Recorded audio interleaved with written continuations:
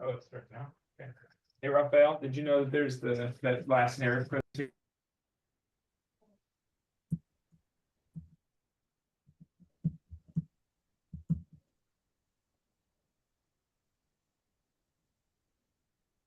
Welcome.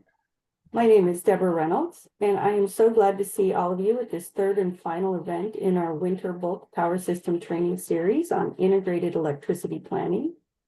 Today's event is Tools, Data, and Processes for Integrated Planning. Today's event is a Zoom meeting rather than a webinar, so please be sure to keep yourself muted because this is being recorded. Before we hear from our speakers, I'm going to quickly go through some background on NARUC and the Center for Partnerships and Innovation. NARUC started in 1889. It's a nonprofit membership association for state public utility commissions in all 50 states, the District of Columbia, the Virgin Islands, and Puerto Rico. It represents a membership of 250 or so elected and appointed state commissioners and over 1,000 commission staff. Our mission is to serve in the public interest by improving the quality and effectiveness of public utility regulation. I work for NARUC in the Center for Partnerships and Innovation, or CPI, as it's often referred to. CPI is the group that provides technical assistance to all of our members and makes public technical assistance available as well. We do that in a variety of ways, including trainings like this one today, webinars, convening working groups, and we thank the Department of Energy and the National Institute of Standards and Technology for funding many of these efforts.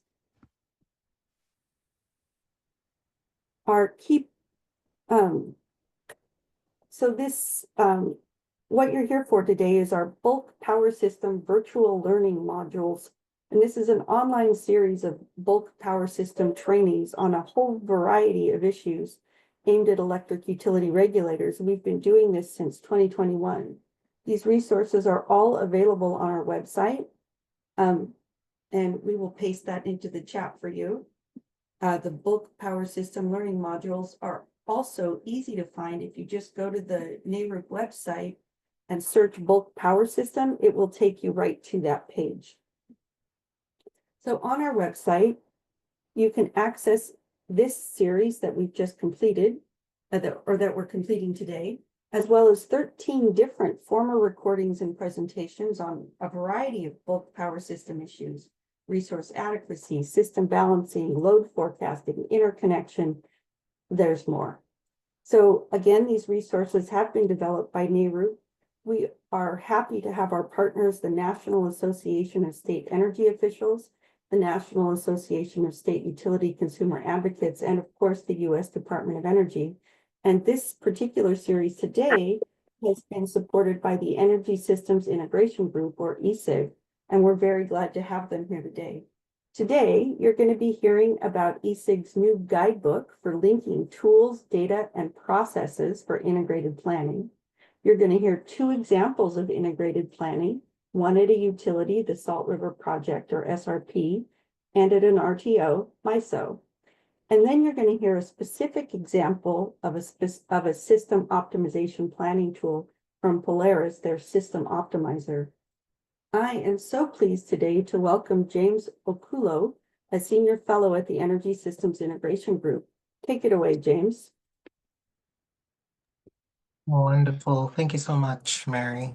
I'll share my screen here and we'll get going.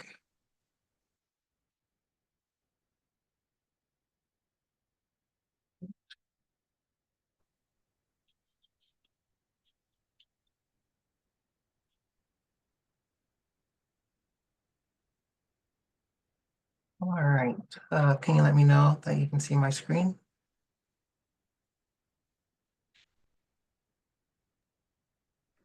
It isn't in full screen mode yet.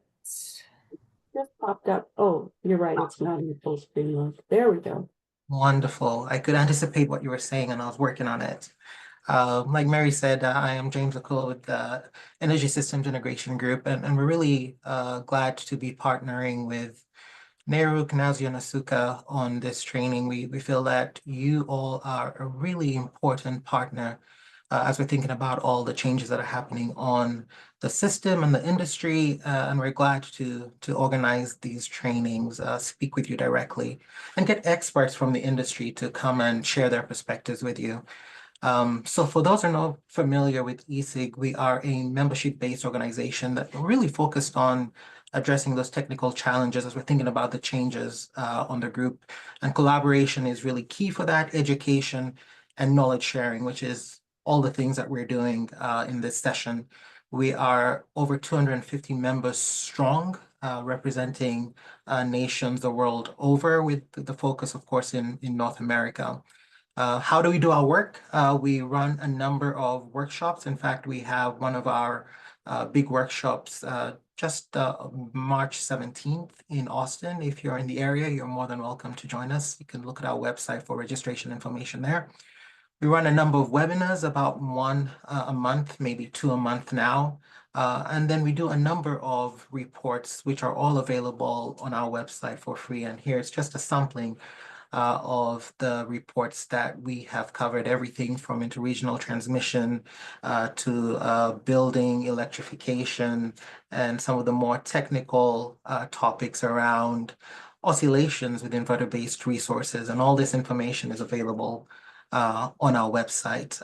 If you're interested in videos of our webinars and our workshops, that's all available for free on our YouTube page as well. And so I'd encourage you to go look at that material. A lot of our work, majority of our work is done through small groups of experts, which we call task forces. And in fact, one of those task forces is focused on integrated planning, which is partly why we are working on this training here with you. So what do we mean by integrated planning? For the purposes of our task force, we're really looking at the electric sector. So going from transmission, distribution, and the customers and DERs. So this is the third in this series. We had the first one about 3 weeks ago, which was looking at different types of entities and what integration planning looks like there. We had one a week later, which was looking specifically at system expansion modeling. And today, which I am assuming is March 6th, is tools, data, processes for integrated planning. So really jumping into some of the nitty-gritty. And so we have a wonderful group of speakers that are going to be covering these topics like Mary talked about. Carlo Brancucci, who's the CEO at Ncord, is going to kick us off. And then we'll hear from Mary Folk at SRP and all the work that they have done there. Really a model that many can follow. Amanda Figueroa and MISO is going to talk about what has happened in that ISO RTO. And then Ross Philbrick, CEO and CTO of Polaris System Optimization, we'll talk a little bit about what is possible. And so it's worth noting that there are really many ways that we can go about system integration. And I think these examples and the discussions will show you that there's really different models that you could use. We've had from Excel in the past, which did a full organizational reorganization to align themselves with what they were doing. There's a model that SRP has taken, which is a little different, and Mary might talk on that. So there's really many ways to do this, and we're hoping that through the series of conversations that we've had over the last several weeks, you'll be able to see the flavors of integrated planning. So that's it from me. I'll pass it on to our first speaker, Carlo. If you'd like to share your screen and do a brief introduction as well. Yes, thank you very much, James, and thank you, Neiruk, for the invitation today. Can you please confirm that you can see my screen? Yes, we can, Carlo, and we can hear you. Perfect, excellent. Thank you very much. Good afternoon, everyone. Thanks again for the invitation. It's a pleasure to have the opportunity to meet with you all and discuss integrated planning. What I'm going to be presenting to you today is some of the lessons we've learned at Ncord as part of a project we've been conducting with ESIG, with the Energy System Integration Group that James represents, on as part of ISIC's Integrated Planning Task Force. As part of the Integrated Planning Task Force effort, at Anchor, we've been asked to lead the development of an integrated planning guidebook, and I'll get into much more detail about what this guidebook is and how it can help utilities integrate planning processes. But before we get into that, I just wanted to very briefly discuss what is driving the need for integrated planning. And primarily today, we're going to be talking about integrated planning in the electric vertical from generation down to customers. And there is many changes happening, not just in the US, but in many other parts of the world that are driving the need to integrate what traditionally have been siloed planning domains or functions. And here are some examples. And again, this is not an exhaustive list. This is just to motivate a little bit why we are talking about integrated planning and the data tools and processes that either challenge or that enable integrated planning. So when we look at generation and transmission planning, example change drivers that are motivating the need to integrate these planning functions include how much more complex it is becoming to quantify the trade-offs between reliability and cost impacts of new investments in both generation, storage, and transmission assets. The reason this is becoming more complex is because the system is becoming significantly more variable with dispersed generation, with storage technologies, and with power flow moving in a broader set of conditions than traditionally when we had centralized generation and power moving down through transmission networks to customers mostly connected at the distribution level. At the same time, FERC Order 1920 is requiring transmission and generation planning to be coordinated, of transmission plans to consider generation plans, especially when looking at interregional transmission investments. We have new resources or technologies that can span different functions like energy storage. Energy storage can be a generation technology, but it could, in some cases, complement or replace transmission investments needs. And then, as we all know, the major impacts in large retirements, for instance, of coal-fired power plants or other aging assets, and also the fast demand growth that we're already experiencing, but that we expect to experience significantly more in the next several years and decades. When looking at transmission and distribution, there is other drivers for integrated planning, such as FERC Order 2222, that enables distributed energy resources to participate in electricity markets and therefore compete with bulk resources. The fact that we are starting to see more and more distributed energy resources connected at the sub-transmission layer, meaning impacting both the upstream transmission network and the downstream distribution network. The complexity of allocating interconnection costs of new assets that may now be located anywhere from transmission to sub-transmission and distribution that impact the entire system, and then optimize solutions across T and D. So in many cases, for instance, a storage investment may have similar impacts or very different impacts depending where it is connected in the network. And so how do you optimize investments across transmission and distribution, knowing that they're going to impact one another, but those two infrastructures are planned by different entities.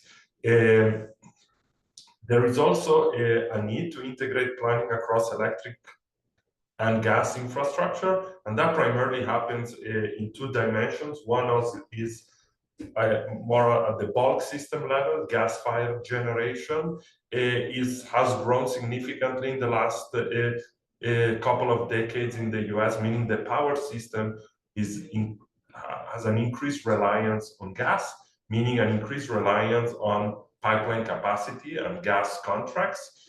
And this can become challenging when you have competing demands for gas, for instance, for power generation and heating.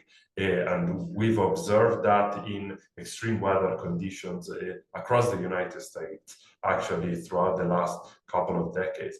At the same time, we have regulatory mandates or utility goals to potentially electrify gas infrastructure, or in other words, electrify gas customers. And what we are seeing is that that requires, for instance, in a given utility that has an overlapping electric and gas service territory, to evaluate non-pipeline alternatives for their gas customers, or to upgrade and maintain their gas service, for instance, for electrification. But that's going to have a major impact on electric peak load and necessary infrastructure upgrades and cost, and that can be also that will require integrating electric and gas planning. Now, integrated planning has multiple challenges, and I have here a summary of what I believe, based on the work we've been doing at Anchor for the past several years, and as part of the engagement with ISIC on the integrated planning task force. The first one is people. These different planning domains, from generation, transmission, distribution, and let's say customers, programs, and DR programs, are planned by different people that speak different technical languages, meaning they are experts in different areas. They have very different cultures, and they report to different leadership or belong to independent organizations. So these are groups of people that in many cases have not had the opportunity to work together and to understand each other's job. The second major challenge is process. Different planning processes have different planning objectives, different planning timelines. So distribution plans, for instance, have much shorter temporal horizons in the order of few years compared to transmission plans that may last a decade or longer, or that cover a decade or longer. They also, these planning processes are informed by different modeling domains, and I'll talk a little bit more about that later, which means that different planning processes are based on very different modeling and analytical processes, and therefore when you try to integrate them, there may be a misalignment between the planning processes and teams. And ultimately, these planning processes are based on very different philosophies that the planners within each function and domain are following. The third challenge is data. So often we have different data sources and formats that drive planning in the different planning domains: generation, transmission, and distribution. Even when they're modeling the same network, the same system, you may have a generation planning team and a transmission planning team that have different representation of the same transmission infrastructure, because they are updated, maintained by different teams in different planning tools. And then in other cases, the same assets that appear in different models, call it a substation, that appears both in a transmission model and in a distribution model, they may actually have different names, or they may be represented potentially in inconsistent ways between the transmission and distribution models. And finally, tools. Traditionally, different tools that execute different modeling domains are used to inform the different planning areas. These tools have different input and output structures and formats. They're not developed by the same vendors.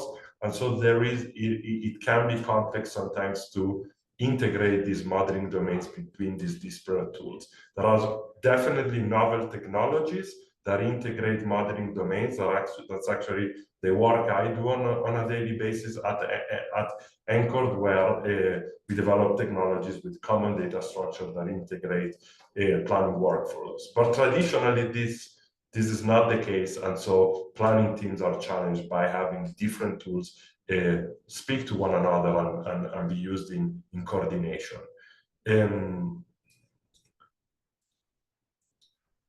This is what has driven us in collaboration with ISIC to develop an integrated planning guidebook. This is a practical guide to integrated power system planning for generation, transmission, distribution, and customer planners.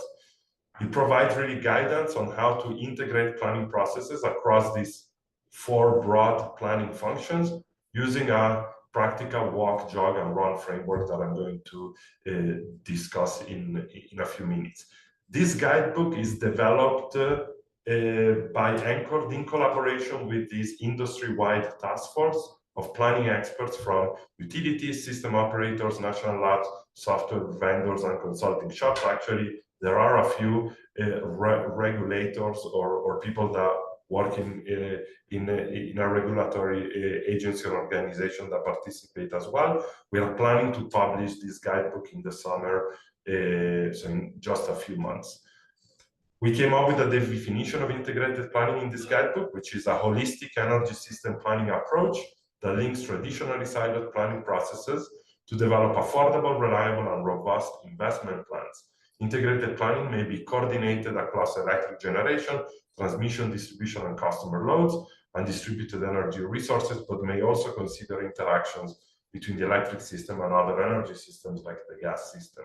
This is the broad definition of integrated planning, but for the guidebook, we really focus on the integrated electric vertical. So integration across generation, transmission, distribution, and customer planning. And so the initial value, or the first value that a planner can get from reading the guidebook, is to learn about the other planning domains. So if you're a generation planner, you can read the guidebook and really learn more about the scope, the scale, the horizon, and the actions that are relevant for other planners, and how those may interact with your own planning function. So what I mean by scope is the definition of the boundaries and objectives of a specific planning process. Scale, I mean how large or small the plan implementation will be. Horizon defines the duration over which the plan is intended to be implemented, and action really defines the decisions that are informed by the plan. For instance, an integrated resource plan is intended to inform generation investment decisions, but it is not intended to prioritize or grade decisions for distribution systems. To really get into the details of all the different planning functions, the guidebook also provides an overview of the modeling domains within each planning function or planning area. For instance, generation planners traditionally are going to run capacity expansion, production cost optimizations, and resource adequacy tools to inform their generation plans, while transmission planners are going to run power flow simulations and the dynamic simulations or short circuit fault analysis. Distribution planners are also going to run unbalances, power flow simulation. Customer planners are going to be looking at load forecasting modeling, rate design and tariff models, demand response and demand-side management planning models, etc. The key here is now a generation planner that obviously knows a lot about these 3 modeling domains is going to get a better understanding of how the system they're planning for is being modeled and planned by the other planning areas. That can be very helpful in understanding potential misalignment of assumptions, of representation or data representation of the system. Obviously, I'm not going to go into the details of each of them, but once the guidebook is published, this information will be public and available not just to utility and system operator planners, but also to regulators and state energy offices, etc. Now, there is a wide range of levels of integration that can happen between any 2 or multiple planning domains.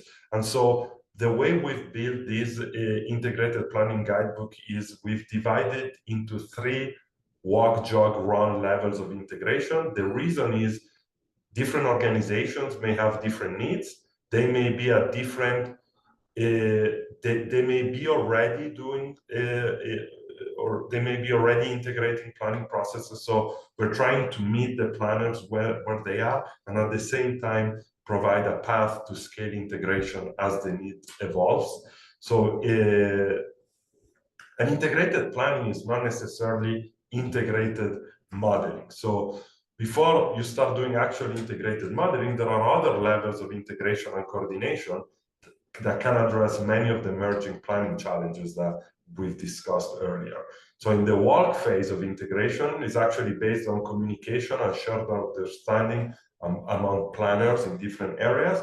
So at this stage, planners can gain an understanding of the separate planning processes and how they intersect with their own planning areas. They can share objectives and understand how they manifest differently across the different planning areas. And this emphasizes the importance of building relationships and aligning motivations between two different planners, let's say a generation planner and a transmission planner. The job phase of integration instead is based on aligning data inputs.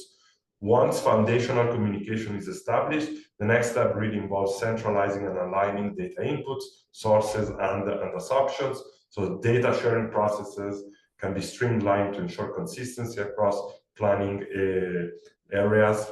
Misaligned assumptions that often result from siloed data curation can be identified and corrected. And then the collaboration can really focus on creating shared data sets that reflect the overlapping objectives while respecting unique planning area requirements. And then finally, the run phase is really based on integrated modeling and execution. So models can be run in coordination, drawing on the success of the communication and data alignment phases of integration. And integration modeling can be a single larger model. So let's say a co-optimization of generation and transmission planning, for instance. We're going to hear later from Ross about an example of that. Or it can also be an iterative process between disparate modeling domains that can leverage multiple tools or a single integrated tool. We're going to hear an example later from Armando on a great iterative process.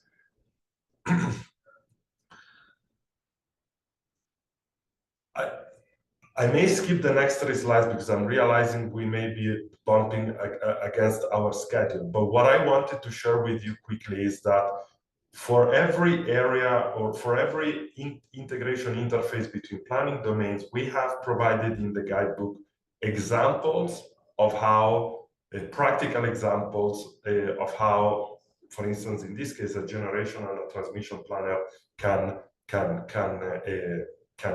integrate their planning. So at the walk phase, we highlight what transmission planners need to understand about generation planning and also what generation planners need to understand about transmission planning. So in terms of modeling abstractions that may happen in generation planning, that will affect then the outputs of generation planning and how those impact potential physical flows in the transmission infrastructure. Also, the future uncertainty that generation planning is dealing with. Generation planning also needs to understand the computational limitations and the physical realities that transmission planners deal with. In the jog phase, they can start working by aligning the representation of the different assets in their respective models and planning processes. They can align and develop a time series approach for transmission studies, so that, for instance, the 8760 view that a generation planner plans for can be passed to a transmission planner to ensure that the transmission system is reliable, not just at peak conditions, but at any conditions that may happen throughout the year, and then also effective feedback mechanism to inform each other's planning process. And then the run example is a more complex iterative modeling exercise. In this example, it could be a co-optimization as well. They are going to lead to different integrated planning values, but they are going to provide significant value for both planning domains. We provide these walk, jog, run levels of integration details to all these 5 interfaces across generation, transmission, distribution, and customer planning domains. Now, you can imagine the level of complexity across, especially in the run phase, in the integrated modeling phase of this integration. And here we, on the one hand, there is technology that can help advance integrated planning. So that includes using common data structures, having available application programming interfaces between modeling tools so that they can communicate between each other, advanced modeling capabilities such as time series analysis, detailed storage representation, granular DR representation, or planning tools that cover multiple modeling domains. So there is plenty of technologies that can help integrate planning across these domains. And the value of this effort across the walk, jog, and run phase is that integrated planning optimizes resource allocation, so eliminating redundancies and reducing overall cost.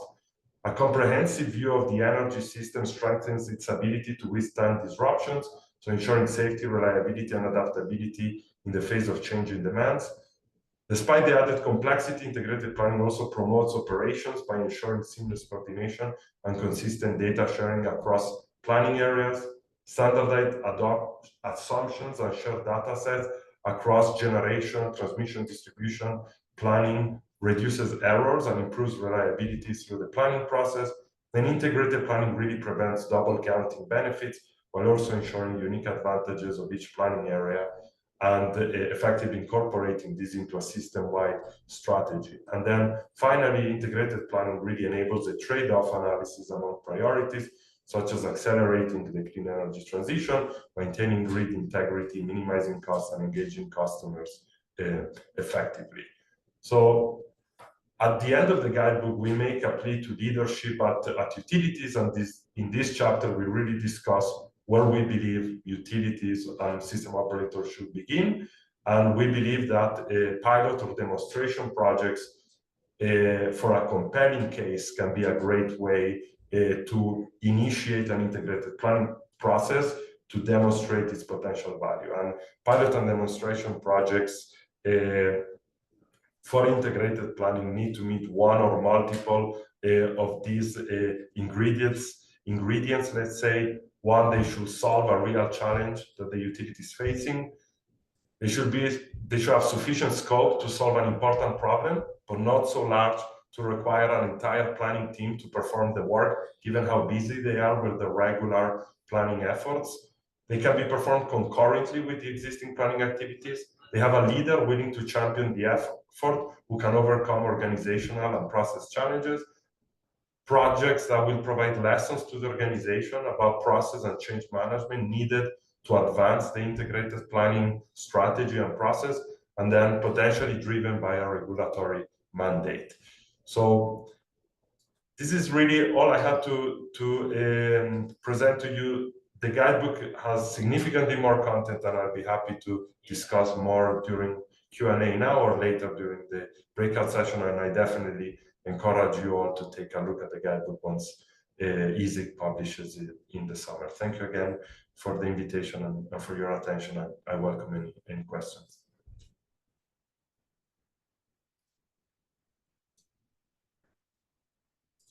Thanks, Carlo. I'll give a minute to see if there's any questions for Carlo. I apologize, we should have given a bit better instructions. So if you do have any questions, please put them in the chat, and we will we'll moderate that and pass them on to the speakers. There is one question about sharing a link to the guidebook, and that hasn't yet been posted, like Carlo said. But when it is, it will go to the EASIG website, and I will post a link to the general homepage there that you can then use to access. We typically send out blasts, email blasts with when we publish reports. So if you're not on our mailing list yet, please let me know and I can get you added to that. I'll add my email address to the chat as well. Are there any other questions for Carlo?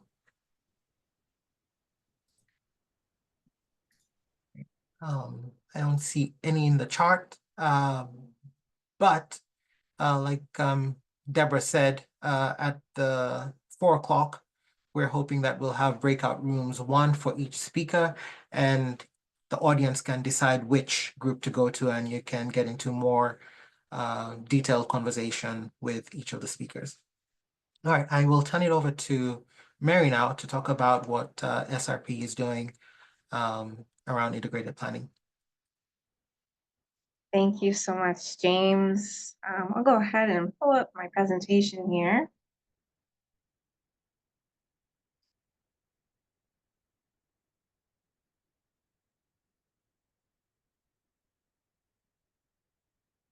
And I should be full screen now. Thank you so much for having us here today. It was great to follow Carlo because he talked a lot about the theory and the methodology. I'm going to be coming from a utility perspective, one of the utilities that's been through an integrated system plan. So hopefully this will give you a use case, a real-time use case study as to what that looks like in action. I'm Mary Falk. I come from SRP, Salt River Project. We are one of the nation's largest public power utilities, and we provide raw water and energy to about 2 million people in the central Arizona area. So our service territory is primarily the Phoenix metropolitan area. We are vertically integrated, and we, as a public power, also a not-for-profit. We've got a really interesting history that I won't get into, but we started out as a federal reclamation project, and now we're quite proud of our mission, which is continuing to focus on providing reliable, affordable, and sustainable water and energy for our customers. You'll see some of those themes on the balance between reliability, affordability, and sustainability as I talk a bit more about how we plan our power system. So a couple pieces that I'll go through today. I want to talk a little bit about how we got started and how we were able to complete our first integrated system plan. I'll talk about the scenarios and sensitivities in terms of our approach, and then touch on the analysis, but I want to make sure that I touch on the outcomes of the ISP. We talk a lot about the methodology and the tools, kind of the mechanics, but one of the things that we had to kind of navigate as we went through this is what does it look like at the end? And so I want to make sure I'm able to talk a bit about that. What a great analogy that Carlo went through with the walk, run, jog. I wanted to set up basically what we've done in that same aspect. The first integrated system plan, where you can see that star, really was a get started stage. That's kind of that walk stage. We've also called it a crawl stage at some points. I know a lot of utilities have done like significant organizational changes to try and get started. We did not. We did mostly process and people for that first stage to be able to complete our first ISP. And I'll talk a little bit about that. But we know that there is an evolution still to be able to get to fully integrated system planning where we have data, we have tools in place. And I really appreciate a setup that Carlo just did, because those are the pieces that still need to come to be able to get to what I would consider as an optimized plan for our power system. So in terms of what is an integrated system plan, I did want to paint the picture from the utility perspective. It's not just about putting a plan together that we know is reliable, as well as affordable. It's really being able to be strategic and intentional about how you design your power system of the future to be able to align with whatever those goals are for the utility. In our case, that includes sustainability, reliability, and affordability. And looking at what those trade-offs are and the risks, as well as the costs between those choices that you make. One of the other concepts that I'll get into is the idea of scenarios. When we're looking at an integrated system plan, we're looking at 15 years out, could be even longer. And as we all know, there's a lot of uncertainty as to what that future looks like. And so how do you get from all of this uncertainty and all of these questions to something that you have confidence in that you can build towards? And the other key piece is that we did do this as a public process. We brought stakeholders along through the process and trying to get them informed and identify ways that we can take their input along the way was really key. When we talk about the people piece, if you look across, these are all of the organizations that were involved in our first integrated system plan. And if you think about what we've done historically, each one of these organizations is creating plans. We have a financial plan, we have a resource plan, transmission planning does their transmission plan. So to Carla's point, we had to get everybody aligned in terminology and what we wanted this to look like. And that took quite a bit of work and strong leadership across SRP to be able to accomplish. So there was a lot of internal coordination across the board. And in terms of how that looks across our timeline, we spent nearly the first half of a year just with that internal effort, as well as trying to bring our stakeholders up to speed as to what we wanted to accomplish with an integrated system plan, and specifically how that looks different than an integrated resource plan. There was quite a bit of work with the stakeholders in that prepare phase as well, and we used what we called an advisory group. So that was about 40 representatives of our customers and our communities to try and help inform what does this look like. And one of those key inputs that we took from that advisory group was building out those scenarios that we wanted to analyze. And then one of those outputs that we get as we move through an integrated system plan, it's not just all of the analysis, but it's synthesizing for a final overarching plan and what we called our balanced system plan that I'll talk about. So synthesizing those results from all of this analysis into something that's actionable and visionary for the utility. I also wanted to mention one of the really challenging pieces of this is to try and make sure as you get all this representation, all these voices, is to be able to represent your customers' interests as well. How do you get to your residential customers? They can't sit in dozens of advisory group meetings along the way. And so what we did is we looked at a residential customer research and we used a third party to help administer that. And that was a really interesting exercise to get them educated throughout that process down to a point where we were able to have them do choice exercises where they really have to rank what is most important to them. Is it affordability? Is it reliability? Is it sustainability? And get to an idea of where their sensitivities lie so that we are designing a system that ultimately is what they're looking for. So in terms of building out the scenarios and sensitivities, I want to talk a little bit about the scenarios that we took a look at. Again, we're in Phoenix, Arizona. It's really hot here. So if you think about the different scenarios that we're trying to consider that would drastically change how we build our power system, load growth is a huge piece of that. We're seeing a lot of interest right now in data centers. We've seen significant growth in the past. And so, how do we consider what that upper limit would look like? And that's what we would consider our desert boom scenario. It's kind of like a Silicon Valley here in the desert. But on the opposite end of that, when you think about load growth, we could also see a contraction. We have water constraints in this area. And so if we were able to, consider a scenario that looked at not only the extreme growth, but also if it flattened or even reduced a bit for various reasons, including climate change. We also have some scenarios that look at, if things just stay status quo and are along current trends. And then one of the really interesting scenarios that we considered was a strong climate policy. What if technology gets better in terms of the renewables and becomes more affordable? What if we need to consider retiring some of our fossil fuels earlier than what we had targeted? So I want to put this out there as these are the major scenarios, but we also looked at it through the lens of things that SRP control, which is primarily our generation mix. And so we considered 3 different approaches here. What does a technology neutral approach look like? So take technology and sustainability targets out of the consideration and just look at neutral decisions. And then what would it look like with no new fossil fuel as well as a minimum coal? And so as we looked at each of those scenarios and we took a look at each of those strategic approaches, you get your core 12 different plans. I want to say we didn't stop there also.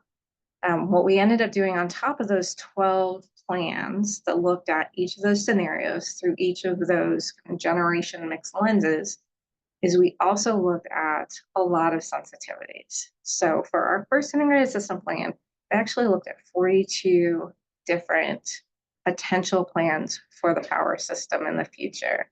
And the time frame that we're targeting here is 2035. And so that was about 15 years out at the time. When we talk about sensitivities, we're really thinking about things that could impact our power system planning for the future. And so these are a couple of the key items here that I wanted to bring up. What does it look like if our fuel prices change dramatically? We've been really fortunate to have low natural gas prices here in the last few years. But what does it look like if that doesn't continue? Or what if they continue to stay low?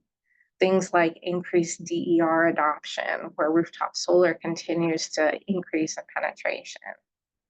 So all of this builds out a lot of analysis that we did across the organization. What I want to highlight here is the approach in terms of analysis. We did a lot of synchronizing, harmonizing, aligning out front, and identifying what those scenarios and strategic approaches look like. But the other assumptions that we had to identify are things like what is our load forecast and what does our customer program portfolio look like? And that was one of the key pieces for moving from what I would call a traditional IRP to an ISP, is we're considering basically any lever that would adjust in terms of our supply and demand. We're not just looking at solutions that consider building out more infrastructure. If there's ways to pull that lever to reduce some of that demand in our peak times, we wanted to consider that as well. So with all these scenarios and strategic approaches, we had distribution, transmission, resources, and an operational lens that we considered for the analysis. The output of that, we identified what those outputs and metrics look like so that we can consider each of those scenarios and stack them up against each other to see how each one performed and what the power system would look like. And some of that analysis included things like pricing and reconsidering what customer programs look like. I will not get into all this, I promise, but what I wanted to show here, because we are talking a little bit about tools today as well, is that we did not invest in a lot of additional tools here. We took the tools we had and we worked through the process. We took the data we had and we worked through the process. So it was pretty intensive to try and get that alignment and synchronizing on what different words meant.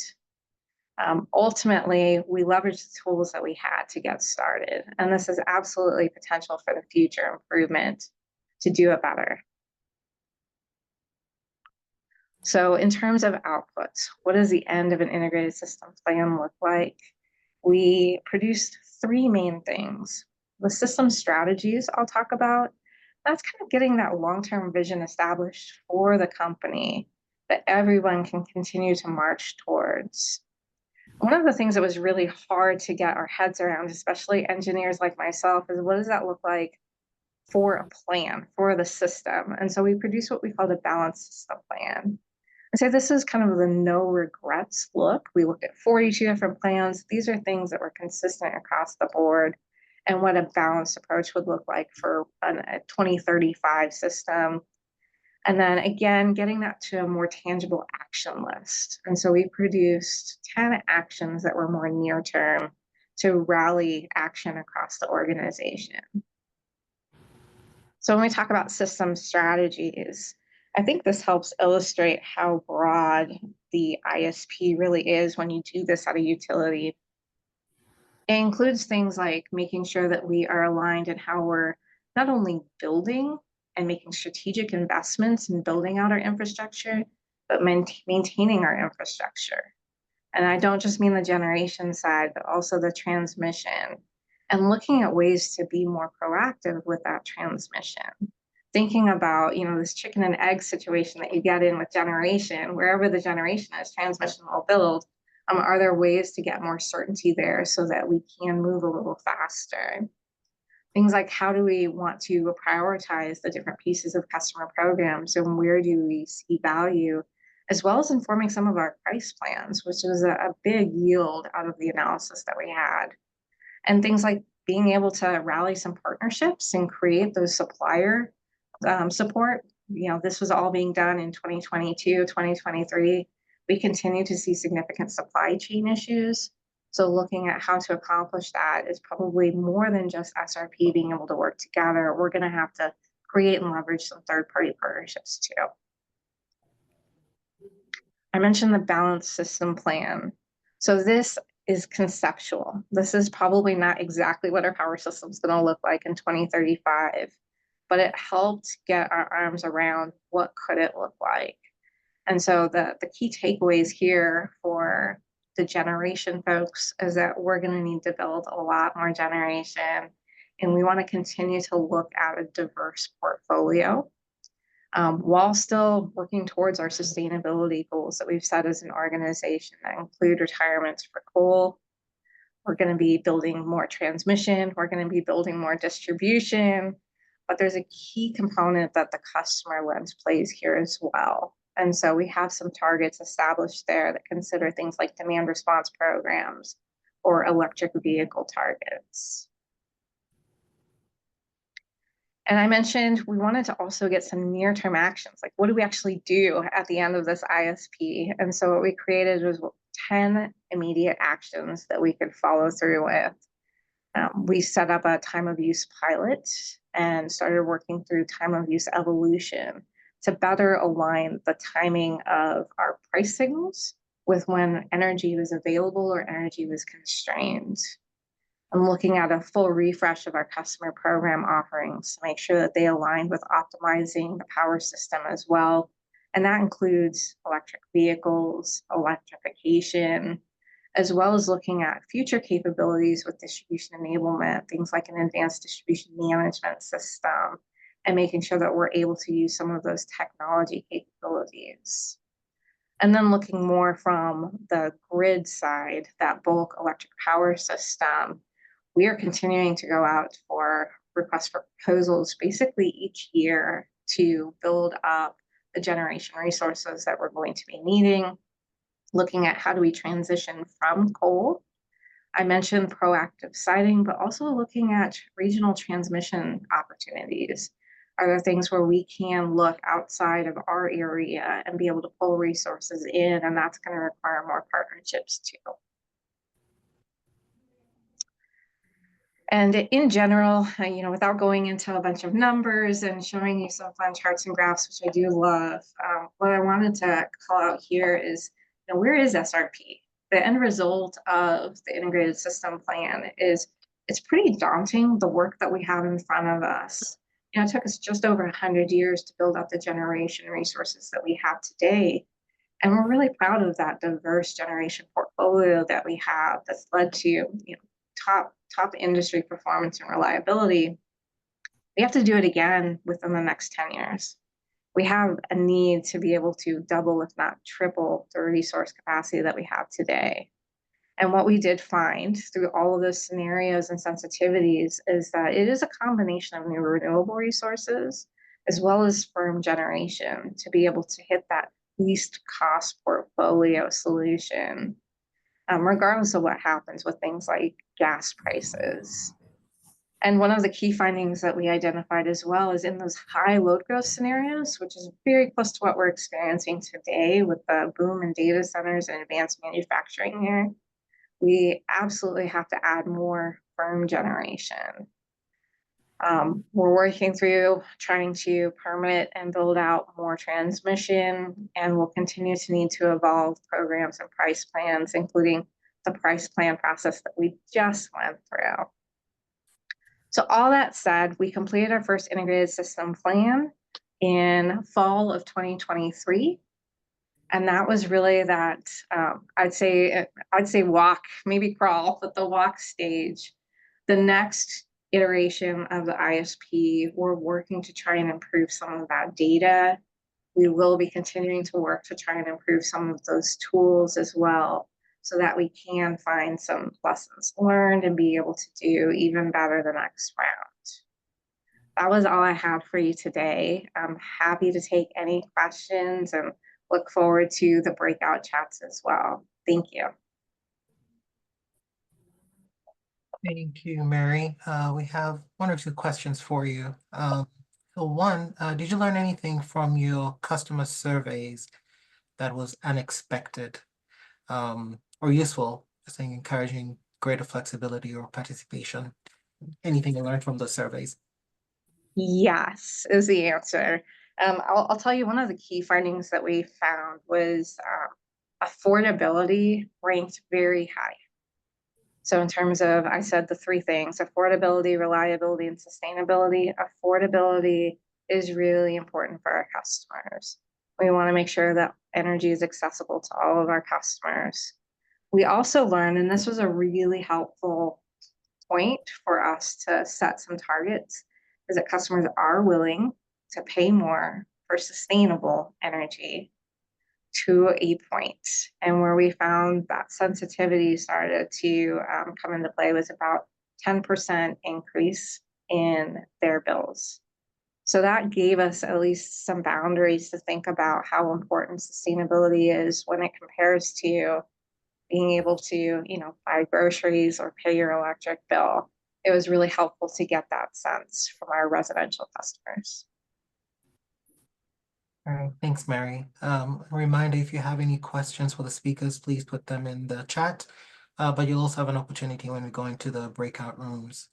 Another question for you, Mary, thinking about the topic of the training today. You outlined, process, people, tools, data, and it sounds like you started with people as the focus. And on the tool side, you chose not to make many changes, at least in your first round. Where was the biggest friction or hurdle that you had to climb? You're thinking about people, processes, tools, and data to get to your first ISB. In terms of just alignment, it's what is this thing? And I think as the industry continues to progress, that becomes a lot easier to be able to get over as a hurdle. I think everybody's very comfortable with the integrated resource plan. We've done that in the past. We know what that looks like. But when you're charting a new course, it's a little ambiguous. And so I think that was a challenge. From a technical side, I'll also mention transmission planning with the tools that we have today is our pinch point. When you think about what transmission planning analysis looks like, they need very specific information from the resource side, how much generation and where, and they need to know where that energy is being consumed. So they need to know the distribution piece too. And as we went through that process in kind of a back and forth methodology, instead of this amazing tool that you can push a button and optimize that back and forth, they really did end up pinching our transmission planning organization. So I do think there's a lot of opportunities as we look at better tools and improved tools that look at G and T together and T and D together to alleviate that pressure. All right, great, thank you. That's really teeing up the next two presentations really well on that piece. There is one last question here before we turn it over to Armando. Is there interest in residential energy efficiency apps for natural gas? Yeah, I'm just reading through the rest of that question. So I'll just say quickly, SRP is not a natural gas provider. We do water and power. And I know there's a lot of utilities that are trying to figure out ways to pull in natural gas because they're also a natural gas provider. We do have a significant piece of our plan that includes electrification and moving customers into more electrified processes, electric vehicles, for example, working with some of our large manufacturers to find electrified processes, tools And so I think that's one component that we're trying to understand where customers are wanting us to drive. And I think we'll continue to go down that path. I hope I did answer your question, Kenneth, and if not, I'm happy to do a deeper dive in the breakout session too. Great. Yeah, Mary's here all week, so they take advantage of her being available. All right, thank you so much, Mary. We'll turn it over now to Armando, and he'll talk about what is happening at MISO. Thanks, Armando. Thank you, James. Can you confirm you can see my presentation and hear me good? Yes, I can. All right. Well, thank you and good afternoon, everyone. My name is Armando Figueroa. I am a strategic assessments senior engineer at MISO. Today, I'll talk about a few study cases that we have done at MISO related to integrated planning. MISO, for all of you who might not know a lot of the details about MISO, we are an independent, not-for-profit organization that basically keeps the lights on in the majority of the Midwest.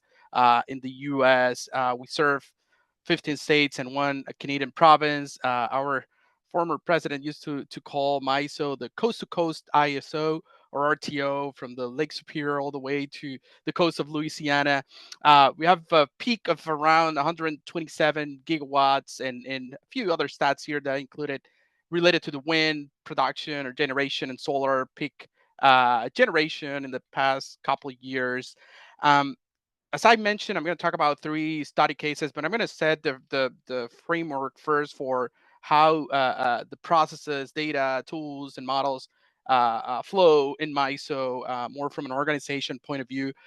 These are the 3, I would say, 3 main business areas in MISO. We have system planning, look at the long term, right, and including next year type of analysis or planning. We have the market and operations, which is one of the primary functions to run the energy market, ancillary services market. Also, what we call the planning resource action, which is kind of like a capacity market. And then we have what we call the strategy, includes markets and digital strategies in MISO, and involves also research and development and some of the other strategic assessments that I'm gonna talk about today. I'll focus on the ones that are labeled here with a yellow square or rectangle.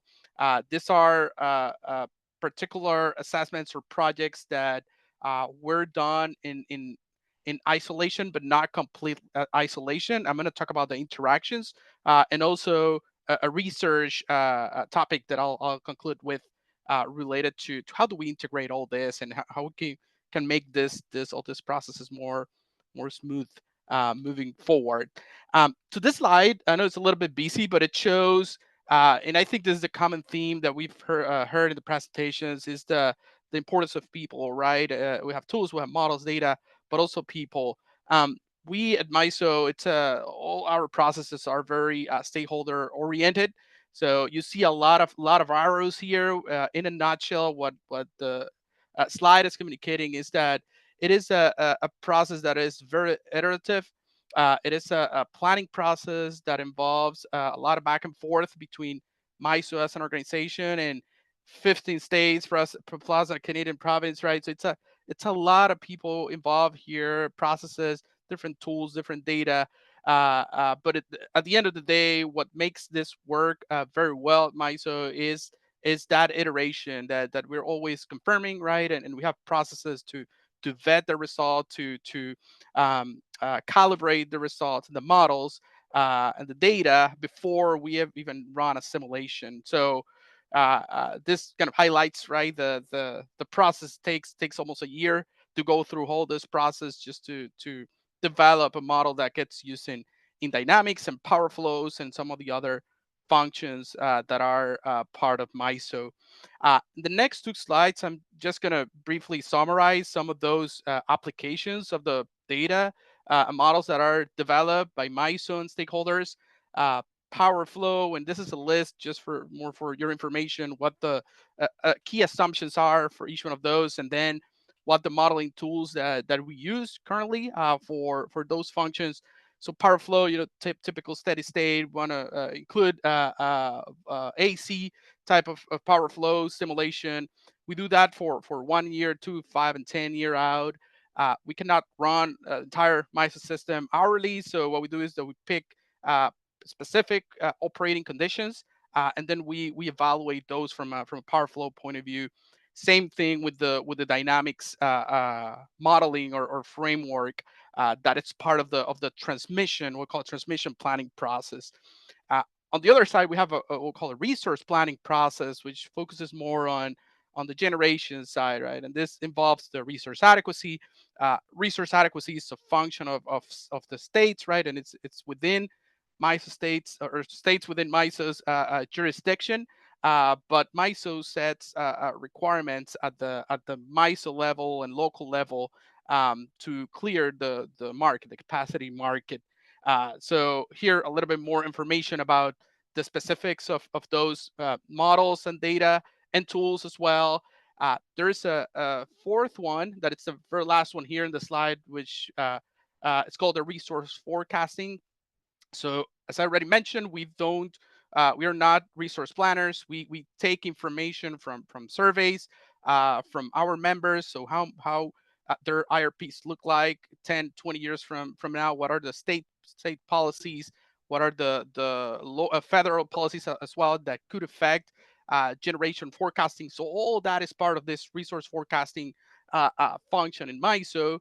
And the goal is to develop a reasonable forecast, and that includes not only one forecast but also a range, so we can bound the problem, right, and have a capture uncertainties around gas prices, low growth, etc.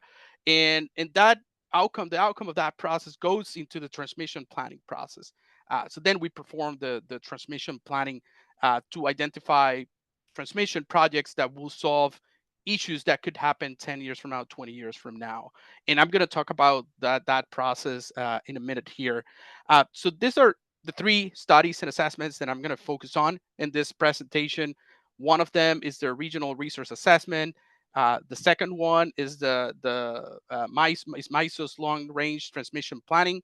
And the third one, it's the MISO renewable integration impact assessment. And they all have different levels of integration of planning processes, and I'm going to highlight them as I go and talk through those studies and present the key features from a modeling point of view, from a data point of view, and also from a process point of view, which is what I want to focus on in this presentation. So double array, as we call it, regional resource assessment it's a compilation of all the integrated resource plans from our members. This is an informational study. We don't do anything with this at MISO. We don't use it to run a market or to inform another process. It's just for informational purposes. We recopilate all that information and then we perform analysis related to resource adequacy, flexibility, and some other statistical analysis, just to provide the region a view of how the fleet will evolve and what will be the impact from a reliability and even economic as well and policy point of view. So this graph is showing kind of like the 10, or in this case we have 15 year out capacity stacks by resource mix. So how much our members are planning for, how much there's existing capacity there is in the system, and how much the model builds, because we run an optimization to synchronize all this information and all this data and fill the gaps if needed. So MISO regions still need to meet or the areas need to meet a planning reserve margin based on the 1 day in 10 loss of load expectation, and also need to be policies, right? State and federal policies. So we perform a gap analysis to fill the gaps, and most of those gaps are informational gap because not every entity run a 20-year out. Some of them do 10, some 15. They have different time horizons of when that happens. So double array, it's a way of synthesizing all those members plans. So it's a way of integrating resource planning within MISO and provide back information about how the fleet will evolve and the consequences of those changes in the generation fleet. Another very important outcome of double array is the accreditation forecast. Something that our members are very interested in is in developing accreditation. So what's the worth of a resource class 10 years from now, 20 years from now, using a method that MISO uses for its own capacity market. So MISO moved into a seasonal resource adequacy construct recently. So we have 4 seasons now: summer, winter, fall, and spring. And we have as a result, we have 4 accreditation for each resource class. And one of the goals of the resource or regional resource assessment is to provide that information, that forecast of how much wind, solar, battery, thermal resources as well, how those accreditation values are going to trend in the future, considering the interactions of all of them and the low growth. So that's regional resource assessment. This is again, another very busy slide, but the important point of this slide is this calibration loop, and I'm going to talk about it briefly here. It all starts with, as I mentioned, and we have to talk about, right, people and processes and surveys. So that's the step number 1 in the double A process. Then we do the gap analysis in the resource expansion, and then we perform a full loss of load expectation analysis to verify that the portfolio is adequate from a 1 day in 10 loss of load expectation perspective. So this is important because we make assumptions here in the resource expansion about how much planning and reserve margin we should expect in the future and how much accreditation by fuel class we should expect. But most of the time, those initial guesses are educated, but not all the time are reflective of the portfolio.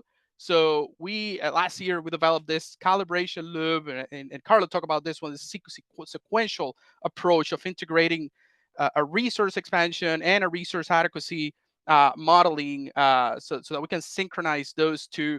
And why this is important? Well, this plot here try to shows the why. This kind of diamond here is showing different seasons, and it had 2 colors in the middle, right? So you have the green and you have the yellow. In a nutshell here, what we're trying to say is that if you make an assumption here, resource expansion, and you don't calibrate, you might get a very different answer at the end, right? In a portfolio that it's doesn't reflect the real resource adequacy target or level based on 1 day in 10 years LOLE. So included that, and you get access to this slide, so you can digest that a little bit more. Here below, I'm including modeling features, right, and processes, and how the study cases reflect those within those, so that we can start mapping and comparing the different study cases I'm going to talk about.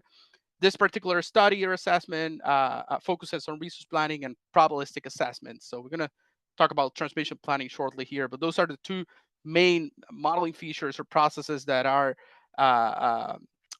relevant for this assessment. The second one is related to transmission planning, and it's the long-range transmission planning. We have developed 2 of them recently. So Tranche 1 and Tranche 2, you can see here the lines and the transmission portfolio that we develop here. We do resource planning as well to determine the generation, right? This is a mix of survey from our members and assumptions that we make as well. From a long-term point of view, and then we perform the transmission planning, and also we do probabilistic analysis for quantifying benefits and costs and allocation in a downstream process. But this is the core transmission planning process at MISO that it's fleshed out a little bit more here in this slide. As I mentioned, we start with futures, then we develop a portfolio. The question that we ask ourselves in the development of the futures is, how do different assumptions impact the future resource mix? Then once we perform that generation forecasting, which most of it comes from our members, right? Integrated resource plans. We develop a transmission portfolio, and this incorporates reliability analysis, so dynamics, power flow, economic analysis, 8760, nodal type of analysis, It's also incorporated transfer analysis and a wide number of very detailed, high fidelity modeling and analysis that is performed to define the solutions. So what projects are going to be valuable from a long-term point of view to meet this generation that was identified here in this first step. So the next further question is, what's the worth of that portfolio? And that get answers here in the business case development. So we apply probabilistic metrics and among other metrics to measure the value of that portfolio relative to the existing infrastructure at MISO today. Uh, Finally, I'm going to conclude with this one. This is the renewable integration impact assessment that we performed a couple years ago. It was almost a 4 year effort, and the goal was to identify inflection points in the system as a function of wind and solar generation. So we found that somewhere between the 30% wind and solar generation based on total annual energy and 40%, there was a rapid increase in that complexity that we call here renewable integration complexity, but it's a reflection of cost among other metrics. We found that 30 to 40%, that was the range. So it was a very comprehensive study that covered a lot of processes: resource adequacy, production costs or economic planning, reliability planning, dynamics. But I'm just going to focus on this one because I think it's the one that is the most relevant to this presentation and this topic, which is the consolidation. And this was a research project that we did to try to explore how to use existing tools and methods to help inform processes at MISO. And what we did here was we took the MISO 7-step process that takes almost a year to perform and try to use co-optimization of generation and transmission to reduce the amount of time and expand the possibilities of transmission candidates that will have value in the MISO system. So all this diagram is saying is that we reduce this 7-step process to one that is 4 or 5-step using co-optimization to identify solutions to solve these complexity issues. So what's the so what of this concept is that we were able to show that by using co-optimization of generation, transmission, storage as well, and incorporating different processes, resource adequacy, power flow issues, dynamics issue into a single mathematical problem, an optimization problem, we were able to not only talk about complexity as a data point, but also as a range. In one of the most state of the art studies that we have done at MISO, very comprehensive. I should have added a link here, but you can look for search for RIA and find more information about it. But it's one of those studies and assessments that we have done that had incorporated a wide range of processes and tools and data and people as well within MISO to study integration, wind and solar integration complexities. So with that, I'll conclude. I'll stop here to see if there are any questions, and happy to answer those. Wonderful. Thank you, Armando. Are there any questions for Armando? One just came in. I'll read it as it is. How do you develop alternative transmission portfolios to compare? Also, could you provide additional details as to how you develop the benefits for each transmission portfolio? Yeah, great question. So one of the steps here, I don't know if I highlighted here in this diagram, is that definition of transmission candidates. So that's once we finish the resource forecasting, then we incorporate feedback from stakeholders. They are the ones that know their system the best. So we incorporate their feedback on which projects they think are the most valuable ones. MISO, we look at it from a system perspective, right? And also propose projects that we measure and quantify as being valuable. So all that portion happens before we select the final portfolio and then pass it through a benefit case analysis. So that's I think question number one. I think the second one is related to the benefits. Yeah. So we have, I believe the list right now, it's 8 benefits. That includes avoided capacity cost of the projects, includes value under or load shedding reduction during extreme weather events, decarbonization or emissions. One about reliability, so how much AC transmission at the local level you can avoid by having this transmission portfolio that it's regional, and then adjusted production cost saving, which is more about economics, right? How much savings from a production cost point of view that portfolio brings. So encourage you business case, tranche 2, LRTP tranche 2. There's a full white paper and technical information. Probably didn't capture all of them, but that's the biggest, at least the biggest buckets in benefits from tranche 2 that I can recall. Thanks, Armando. And it looks like you have a link to that report on slide 7. Yes. And again, a reminder, the slides are going to be posted on the website that we posted above. One other question for you while we wait for one or two. With your regional resource assessment, part of what you described was an iteration going between resource planning and resource adequacy, which is some iteration that you do and you find that, your initial plan maybe was not resource adequate. Is this common practice within the industry to do that loop, go between the resource expansion, resource assessment, and resource adequacy? And going back to the chart that you had where there was a bit of a gap between what the utilities were saying their plans were in their IRPs, in their approved IRPs, and what you add to actually get a adequate system. Yeah, great question. So I think organizations are starting to recognize the importance of loss of load and including a high fidelity loss of load modeling in within the context of resource expansion. I don't think a lot of people are doing it right now. Normally what we do, you make an assumption about a PRM, and most of the time that's a deterministic number, 15%, 20%, whatever the number is, and run an expansion and call it good.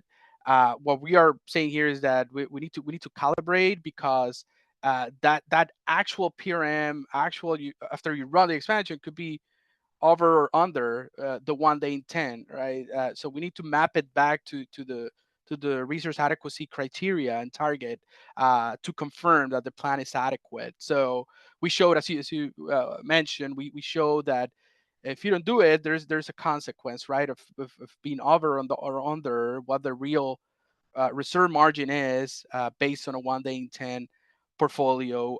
We had to do it here as well in double array, because it's the first time that we apply, if you will, or executed the resource adequacy construct, the seasonal construct. So we didn't have any forecast planning reserve margins at the seasonal level. So we have to come up with those numbers or initial guesses to be able to perform the full assessment. So we calibrated to get that initial guess and then calibrate the expansion after the fact. Great, thank you so much, Armando. And again, Armando will be in a breakout room if you want to have further discussion with him about what MISO is doing.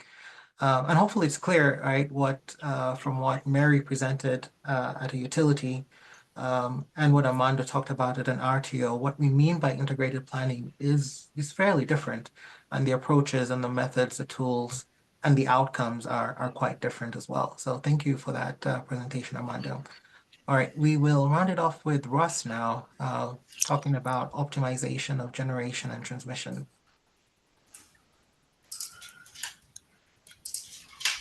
Okay, let me get the sharing up.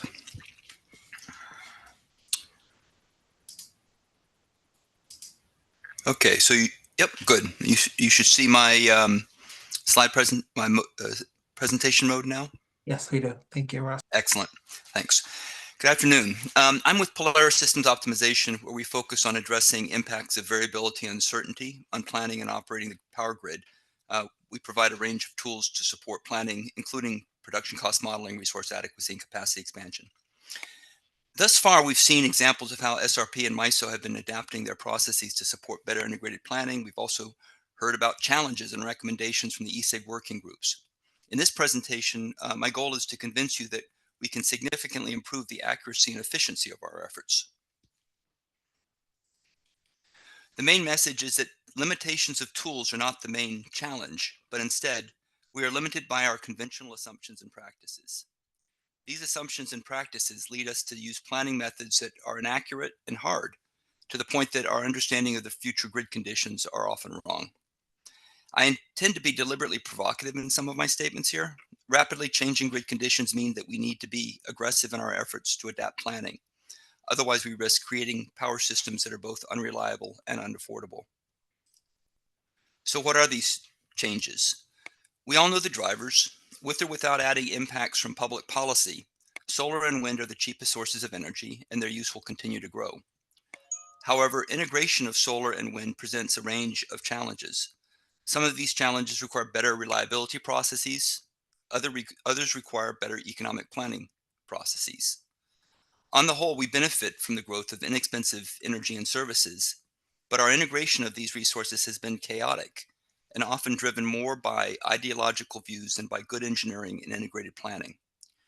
We do have engineering solutions that can support effective integrated planning, but these solutions cannot be deployed without appropriate policies and processes, as the other speakers have mentioned.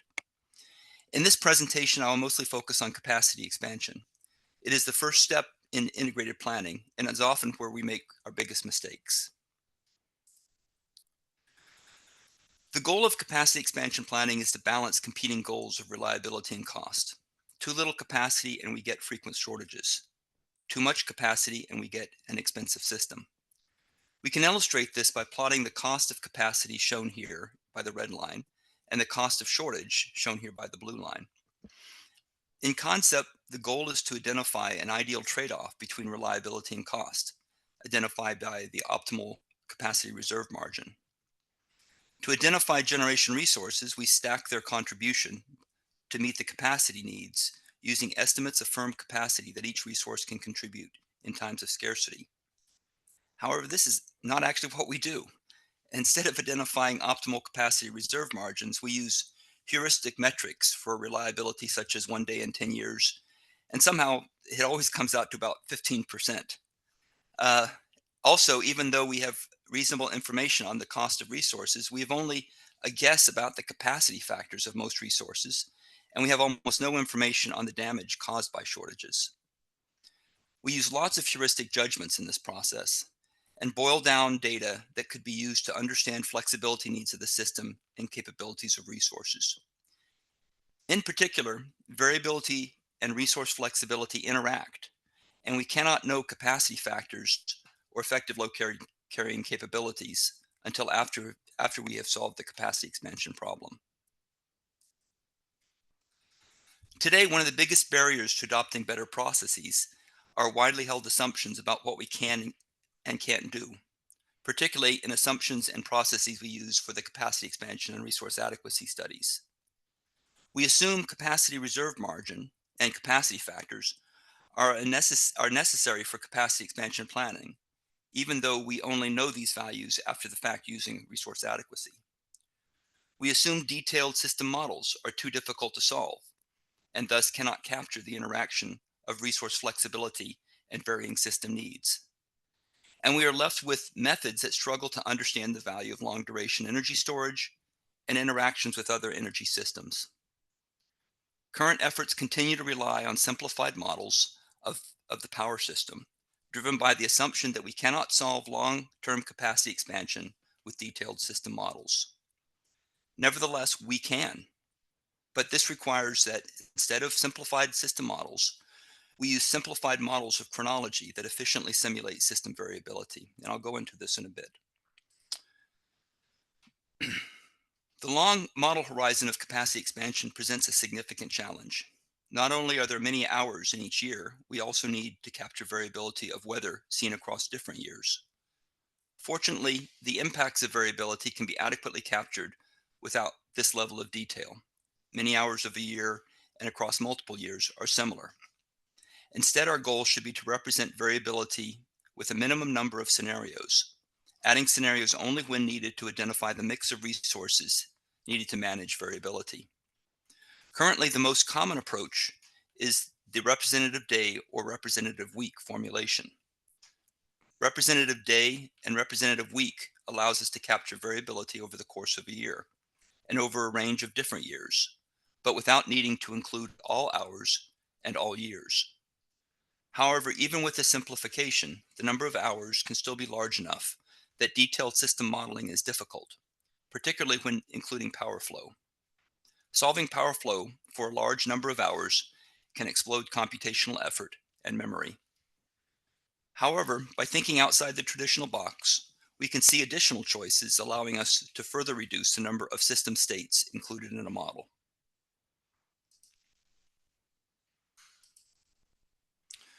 As an example, EPRI recently demonstrated the benefits of alternative representations of chronology to enable storage state of charge management by market operators. Efficient and broad participation of storage in power markets cannot be achieved without some form of state of charge management. However, there is broad concern that if markets attempt to optimize state of charge, participation by more than a modest number of storage resources could become computationally impractical.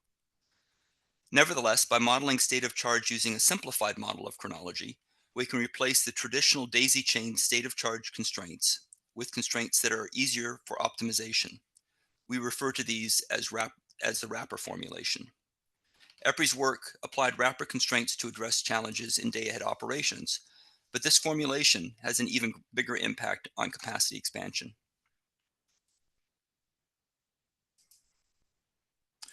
Combining efficient models of chronology with efficient models of transmission can overcome one of the biggest barriers to efficient integrated planning, resulting from the use of zonal models. As mentioned, power flow modeling is particularly difficult, and this has led many to conclude that capacity expansion and resource adequacy can only use zonal models, or even just copper plate models. This also is rooted in historical utility practice that often assumed that there was sufficient transmission capacity within one's own footprint, and that the impact of transmission constraints was limited to interconnections with neighbors. However, in today's integrated network, transmission constraints exist throughout the system, and zonal representations struggle to adequately model congestion. Nevertheless, we persist in applying zonal models, resulting in many of the challenges at the front end of integrated planning. First off, we need to define zones that represent changing patterns of congestion. Then we need to define allowed interchanges between those zones. We need to translate the results of zonal models to provide inputs to nodal models for production cost modeling or for AC power flow. And finally, we need both data and people to feed and drive the process. By using nodal capacity expansion models, all these challenges can be avoided. In the next few slides, I will present a couple of publicly available examples that show that nodal models are practical and are already in regular use. The first example is ongoing work by National Grid, first presented at FERC 4 years ago. This example is important because it shows that nodal capacity expansion is practical, but also that nodal capacity expansion has important additional benefits in integrating generation and transmission planning. National Grid continues to use this in their ongoing long-term planning processes to address state policy requirements in the Northeast for electrification and decarbonization.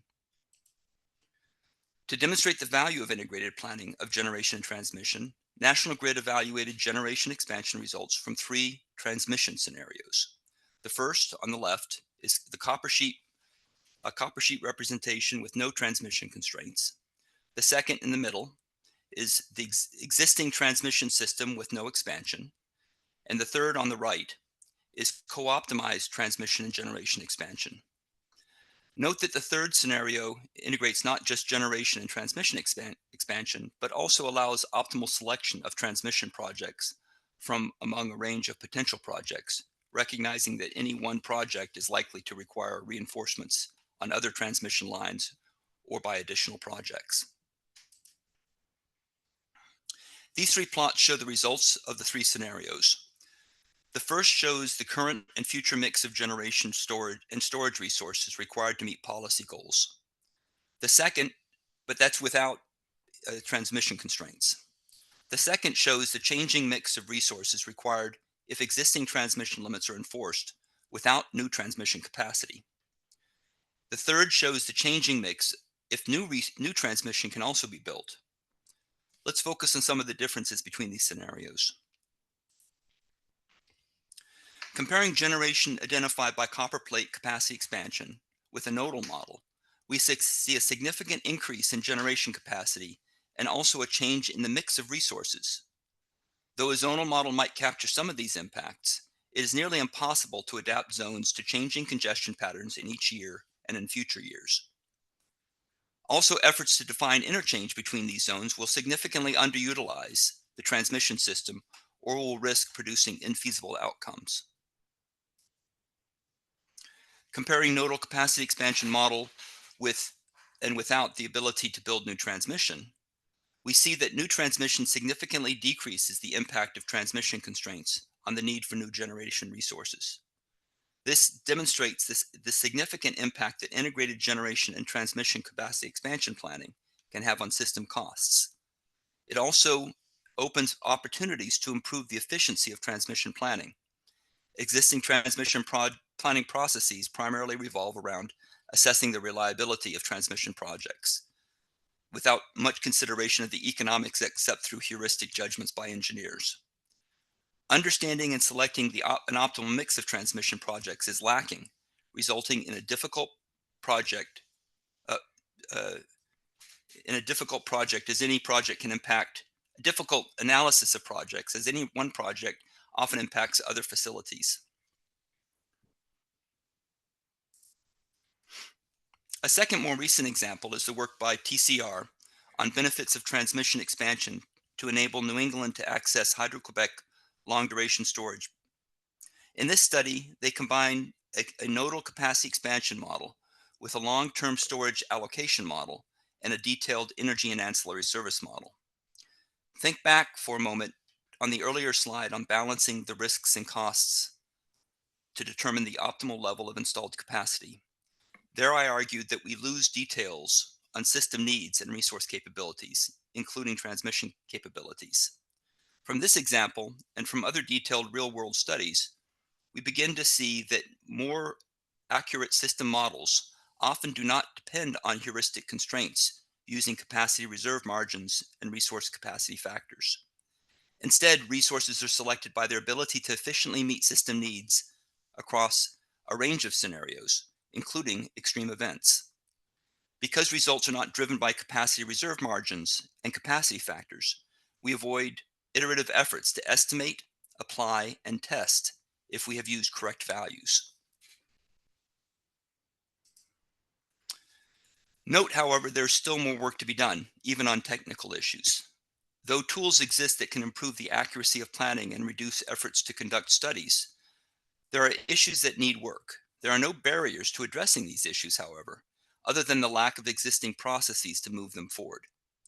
However, efforts by some utilities, such as Salt River Project, create opportunities to make this progress. In summary, then, I hope I've demonstrated to you that existing planning models are unnecessarily simplified, and that these simplifications result in models that are both less accurate and contribute to making integrated planning hard. However, with appropriate simplifications of chronology, many other system details can be included, allowing us to understand the impacts of variability and the value of other services to manage flexibility and risk. As a final note, though I focused on technical issues and show that technical barriers are not nearly so hard as often assumed, it is still much harder to change process and help people adapt. And this is where our main challenges lie. Thanks for your attention. Oh, and I've got a few slides here on chronological modeling and how we actually do that if folks are interested in the breakout session. Thank you. All right, thank you, Russ. That was a lot of material in a short period of time. And I'm sure there'll be lots of questions in the breakout rooms. One question here for you. From your experience, is the minimum size of system where a nodal model becomes more necessary or helpful? For example, megawatts of installed capacity or miles of transmission installed. Is there some size of model where it makes sense? You're muted there, Russ. Oh, so I'm not sure how that happened. It's not really an issue of the specific system size. It really, if you have a large system, of course, you have a lot of issues internally to deal with. But even if you're a small system, your interconnections with neighbors are very significant for your utility. I mean, as I mentioned, traditionally, utilities operated as islands and interconnected gradually over the years to manage reserve sharing agreements and so forth. But at this point, when you look at the interconnections broadly, the impacts of one utility on the next are significant, even if within a specific utility you can say, I don't need to worry about it. An example of this is the early days of the ERCOT market. When ERCOT first established its market, they decided we have big problems between our zones in Texas. We don't have problems inside those zones.